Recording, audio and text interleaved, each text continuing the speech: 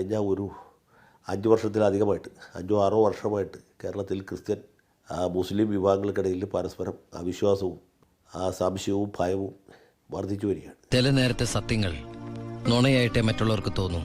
അതിന് പല കാര്യങ്ങളും പല സാഹചര്യങ്ങളും ഉണ്ട്. ഞാനിപ്പോൾ അതിലേക്ക് വിശദമായിട്ട് പോകാൻ താല്പര്യപ്പെടുന്നില്ല. ഏതാണ്ട് 5 വർഷം മുമ്പ് ഒരു പൊതുമാധ്യമത്തിൽ വന്ന് ഇത് ആദ്യം പറഞ്ഞത് ഞാനാണ്. അന്ന് ഒരുപാട് പേര് എന്നെ കുറ്റപ്പെടുത്തി. ഈ നാട്ടിൽ സമുദായ സ്പർദ്ധ ഉണ്ടാക്കാനായിട്ട് അഡ്വക്കേറ്റ് ജയശങ്കർ ശ്രമിക്കുകയെന്ന് പറഞ്ഞു. എന്നെ കഷ്ടല്ലേ, കോമൺ സെൻസ് ഇല്ലാത്തതിൻ്റെ കുഴപ്പമേ. പക്ഷേ പഞ്ചായത്ത് തെരഞ്ഞെടുപ്പിൻ്റെ റിസൾട്ട് വന്നപ്പോൾ ആളുകൾക്ക് കാര്യം മനസ്സിലായി. ഈ ക്രിസ്ത്യൻ വോട്ടർമാർ എങ്ങനെയാണ് UDF നിന്നും കോൺഗ്രസിൽ നിന്നും അകന്നത്, എന്തുകൊണ്ടാണ് ജോസ് കെ മാണിയുടെ പാർട്ടി UDF വിട്ടു പോയതെന്നൊക്കെ പഞ്ചായത്ത് തെരഞ്ഞെടുപ്പ് മുനിസിപ്പാലിറ്റി തെരഞ്ഞെടുപ്പ് കഴിഞ്ഞപ്പോൾ കുഞ്ഞാലിക്കുട്ടിക്കും മുനീറിനും വരെ ബോധ്യമായി. എന്തുകൊണ്ട് നമ്മൾ തോറ്റു എന്നുള്ളത് ലളിതമായിട്ടൊക്കെ പറഞ്ഞാൽ എന്താ, അവർ ഉടനെ വരാപ്പുഴ ആർച്ച് ബിഷപ്പിൻ്റെ അരമനയിലും അതുപോലെ Ernakulam Angamaly archbishop major ആർച്ച് ബിഷപ്പിൻ്റെ അരമനയിലൊക്കെ ചെന്നു.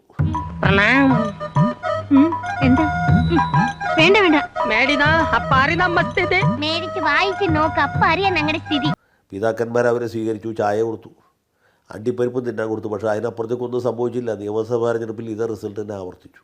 അപ്പോൾ ഇതിൽ അടിസ്ഥാനപരമായിട്ടുള്ള കാര്യം ക്രിസ്ത്യൻ സമുദായത്തിന് മുസ്ലിങ്ങളുടെ നീതിബോധത്തിലുള്ള വിശ്വാസം നഷ്ടപ്പെട്ടു എന്നുള്ളതാണ്. ഇത് കേവലം ശിരോവസ്ത്രത്തിൻ്റെ പ്രശ്നമല്ല. അപ്പോൾ ഹാഗിയ സോഫിയ മുതൽക്ക് ഒരുപാട് സംഭവങ്ങൾ നമ്മുടെ മുമ്പിലുണ്ട്. യുദ്ധത്തിന്റെ നീതിശാസ്ത്രത്തിൽ ചതിയൊന്നൊന്നില്ല മിസ്റ്റർ ശിവൻ, തന്ത്രങ്ങളേ ഉള്ളൂ. 80-20 അനുപാതത്തിലുള്ള സ്കോളർഷിപ്പുകൾ, അതല്ലെങ്കിൽ മുന്നോക്ക സമുദായത്തിൽപ്പെട്ട പിന്നോക്കം നിൽക്കുന്നവർക്ക് 10% സംവരണവുമായിട്ട് ബന്ധപ്പെട്ടുണ്ടായ വിവാദം, ഇങ്ങനെ ഒരുപാട് വിഷയങ്ങൾ നമ്മുടെ നാട്ടിലുണ്ടായി. പിന്നെ ലവ് ജിഹാദിനെ കുറിച്ചുള്ള ആശങ്കകൾ, ഇങ്ങനെ ഒട്ടനവധി വിഷയങ്ങളിൽ ഇവർ തമ്മിലുള്ള ബന്ധം ശിഥിലമായിരുന്നു. അതിൻ്റെ പുറത്തേക്കാണ് ഇങ്ങനെയുള്ള ദൈനംദിന അടിസ്ഥാനത്തിലുള്ള വിവാദങ്ങൾ ഉണ്ടാകുന്നത്. അപ്പോൾ അതിൽ ഒന്നാണ് ഇപ്പോൾ സമീപകാലത്ത് വഖഫ് നിയമ ഭേദഗതിയുമായിട്ട് ബന്ധപ്പെട്ടുണ്ടായത്. അതിന് ഇവിടെ എറണാകുളം ജില്ലയിലെ മുനമ്പം ഒരു നിമിത്തമായി. അപ്പോൾ നമ്മൾ ശ്രദ്ധിക്കേണ്ട ഒരു കാര്യം കൂടിയുണ്ട്. മുമ്പ് ഈ സുറിയാനി കത്തോലിക്കരായിരുന്നു, അല്ലെങ്കിൽ സുറിയാനി ക്രിസ്ത്യാനി വിഭാഗത്തിൽപ്പെട്ട ആളുകളാണ് മുസ്ലിങ്ങളോട് ആന്തരികമായ ഒരു കാലുഷ്യം അല്ലെങ്കിൽ അകൽച്ച വച്ച് പുലർത്തിയത്. അന്ന് ലത്തീൻ കത്തോലിക്കർ ആ രീതിയിലേക്ക് എത്തിയിരുന്നില്ല. ഇപ്പോൾ അവരെ കൂടി പ്രകോപിതരാക്കാനായിട്ട് ഈ മുനമ്പം വിഷയവും അതിന് പുറകെ ഉണ്ടായിട്ടുള്ള ഹിജാബ് വിഷയവും അതിന് നിമിത്തമായി എന്നുള്ളതാണ്. ഇവന്മാരൊന്നും ജീവിതകാലത്ത് നന്നാവില്ല. രാഷ്ട്രീയമായിട്ട് നോക്കിയാൽ ഇത് കോൺഗ്രസിനാണ് ക്ഷീണം പറ്റിയിട്ടുള്ളത്. കാരണം പരമ്പരാഗതമായിട്ട് കോൺഗ്രസിന് വോട്ട് ചെയ്തുകൊണ്ടിരുന്ന ലത്തീൻ ക്രിസ്ത്യാനികൾ അല്ലെങ്കിൽ ക്രൈസ്തവ സമൂഹം പൊതുവിൽ ഈ വിഷയത്തോടി അവരിൽ നിന്നുള്ള അകൽച്ച പൂർണ്ണമായി കഴിഞ്ഞു. മറുഭാഗത്ത് CPM-ന് നഷ്ടപ്പെടാനൊന്നുമില്ല. ലത്തീൻ ക്രിസ്ത്യാനികളാണെങ്കിലും മുസ്ലിങ്ങളാണെങ്കിലും രണ്ട് ഭാഗക്കാരും അവർക്ക് പൊതുവേ വോട്ട് ചെയ്യുന്നവരല്ല. ഇങ്ങനൊരു വിവാദം ഉണ്ടാവുകയും അത് ആളി കത്തിക്കുകയും ചെയ്തുകൊണ്ട് ഒന്നുകിൽ മുസ്ലിങ്ങളിൽ നിന്ന് എന്തെങ്കിലും ആനുകൂല്യം കിട്ടും, അല്ലെങ്കിൽ ലത്തീൻകാർ കോൺഗ്രസിൽ നിന്ന് അകന്നു പോവുകയെങ്കിലും ചെയ്യും. അങ്ങനെ വരുന്ന ലോക്കൽ ബോഡി ഇലക്ഷനും അതിന് പുറകെ വരുന്ന നിയമസഭാ തെരഞ്ഞെടുപ്പിൽ ജയിക്കാൻ കഴിയും എന്നൊരു പ്രതീക്ഷയാണ് ശിവൻകുട്ടിക്ക് സംഘത്തിനുള്ളത്. എടുത്തോ പിടിച്ചോ എന്ന് പറഞ്ഞിട്ട് ഒന്നും ചെയ്യരുത്. എല്ലാ വൈരാഗ്യങ്ങളും ചതികളും വഞ്ചനകളും ഉള്ളിൽ അങ്ങനെ ഒതുക്കി വെക്കണം. ഇങ്ങനെ ചിരിച്ച് ഇങ്ങനെ നിൽക്കണം. ഇങ്ങനെ മാത്രമല്ല, സംസ്ഥാനത്ത് ആളിപ്പടർന്നിരിക്കുന്ന ഈ സ്വർണ്ണപ്പാളി വിവാദം, ശബരിമലയുമായി ബന്ധപ്പെട്ട വിവാദങ്ങൾ, അതല്ലെങ്കിൽ മുഖ്യമന്ത്രിയുടെ മകളുമായി അല്ലെങ്കിൽ മകനുമായി ബന്ധപ്പെട്ട വിവാദങ്ങൾ, ഈ പിന്നെ ഭരണപരാജയം, മന്ത്രിമാരുടെ കഴിവില്ലായ്മ, കെടുകാര്യസ്ഥത, അഴിമതി, സാമ്പത്തിക പരാധീനത, പ്രതിസന്ധി, ഇതിൽ നിന്നൊക്കെ ജനങ്ങളുടെ ശ്രദ്ധ തിരിക്കാനായിട്ട് ഇതുപോലെയുള്ള അന്തസ്സാരവിഹീനമായ ബാലിശമായ വിവാദങ്ങൾ സഹായിക്കുകയും ചെയ്യും. കൈവിട്ട ആയുധം, വാവിട്ട വാക്ക്, രണ്ടും തിരിച്ചെടുക്കാനാവില്ല. ഓർക്കണം, ഓർത്താൽ നന്ന്. പക്ഷേ ഇതിൻ്റെ യഥാർത്ഥത്തിലുള്ള കാഷ്വാലിറ്റി എന്ന് പറയുന്നത് നമ്മുടെ പൊതുസമൂഹമാണ്. ഇന്നിപ്പോൾ സംസ്ഥാനത്ത് ഈ സാമുദായിക ധ്രുവീകരണം വളരെ വ്യക്തമാണ്, സ്പഷ്ടമാണ്. മിക്കവാറും എല്ലാ മുസ്ലിങ്ങളും വിചാരിക്കുന്നത് അവരുടെ സമുദായത്തോട് ഈ ക്രിസ്ത്യൻ മാനേജ്മെൻറ്റ്, കന്യാസ്ത്രീ അടക്കമുള്ള ആളുകൾ വലിയ അനീതി ചെയ്തിരിക്കുന്നു എന്നാണ്.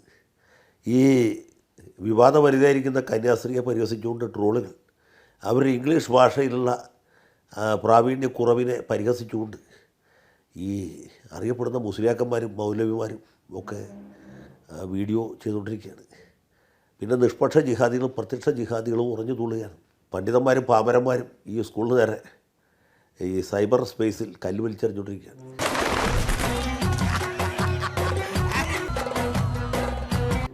അതിഭയാനകമായ സൈബർ ബുള്ളിയിങ്ങാണ് കാത്തോലിക്ക സഭയും കന്യാസ്ത്രീകളടക്കമുള്ള സന്യസ്തരും നേരിട്ടുകൊണ്ടിരിക്കുന്നത്. അപ്പോൾ ഇങ്ങനെ ഒരു പരിതാപകരമായ സാഹചര്യം അവിടെ ഉണ്ടായിരിക്കുന്നു. മറുഭാഗത്ത് ക്രൈസ്തവർ ഈ രീതിയിൽ പ്രതികരിക്കാൻ കൂട്ടാക്കിയിട്ടില്ല. പക്ഷേ അവരും ആന്തരികമായിട്ട് വളരെ അസ്വസ്ഥരാണ്, ക്ഷുഭിതരാണ്. അതേസമയത്ത് തന്നെ ഈ കലങ്ങിയ വെള്ളത്തിൽ നിന്നുണ്ട് ഏതെങ്കിലും മീനെ പിടിക്കാൻ പറ്റും എന്ന പ്രതീക്ഷയിലാണ് CPM മന്ത്രി ശിവൻകുട്ടിയും അടക്കമുള്ള ആളുകൾ. അങ്ങനെ കേരള സംസ്ഥാനം വീണ്ടും ഭ്രാന്താലയമാക്കി മാറ്റി എന്ന കാര്യത്തിൽ SDPIക്കാർക്കും ജമാഅത്തെ ഇസ്ലാമിക്കാർക്കും ഈ പെൺകുട്ടിയുടെ പിതാവ് അടക്കമുള്ള മറ്റെല്ലാ സമുദായ സ്നേഹികൾക്കും അഭിമാനിക്കാം. സാർ സീരിയസ് ആയിട്ട് പറഞ്ഞാണോ അല്ലെങ്കിൽ നമ്മളെ പുതിയതാണോ? എന്ത് തോന്നി കേട്ടിട്ട്? പുതിയ പോലെ തന്നെ തോന്നി. ക്ലാസ് അതിൽ ആവും വിധത്തിൽ സംഭാവന നൽകാൻ കഴിഞ്ഞു എന്നുള്ളതിന് മറ്റു പാർട്ടികൾക്കും മന്ത്രി ശിവൻകുട്ടിക്കും സമുദായ സംഘടനകൾക്കും എല്ലാവർക്കും അവർക്കും സന്തോഷിക്കാം.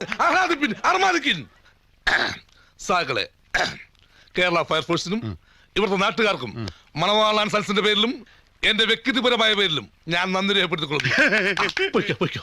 ഒരു വിട്ടുവീഴ്ചയ്ക്കും തയ്യാറില്ല എന്ന കാര്യം കത്തോലിക്ക സഭ ശക്തമായിട്ട് ആവർത്തിച്ച് പറയുന്നു. മറുഭാഗത്ത് SDPIക്കാർക്ക് പിന്തുണയുമായിട്ട് ജമാഅത്തെ ഇസ്ലാമിക്കാരും മറ്റുമൊക്കെ രംഗത്ത് വരുന്നു. വിദ്യാഭ്യാസ മന്ത്രിയുടെ ചുവട് പിടിച്ച് SFI, DYFI മുതലായ വർഗ ബഹുജന സംഘടനകളും വരുന്നു. ഇതോടെ ഹൈബി ഈഡൻ ആകെ വിഷമത്തിലാവുന്നു. കോൺഗ്രസ്സുകാർ മൊത്തത്തിൽ വല്ലാത്ത അവസ്ഥയിലാവുന്നു. ഇതാണ് അവിടെ ഇപ്പോഴും സംഭവിച്ചുകൊണ്ടിരിക്കുന്നത്. ഇത് എന്താ സംഭവിക്കുന്നത് വെച്ചാൽ 13 വയസ്സുള്ളൊരു കുട്ടിയെ മുൻനിർത്തിക്കൊണ്ട് ഇങ്ങനൊരു അംഗം നടക്കുമ്പോൾ നമ്മുടെ സംസ്ഥാനത്തെ സാമുദായിക ധ്രുവീകരണം ഒന്നുകൂടി രൂക്ഷമാക്കി എന്നുള്ളതാണ്. 100% ഞാൻ യോജിക്കുന്നു. ഞാൻ പോകുന്നു. ബൈ.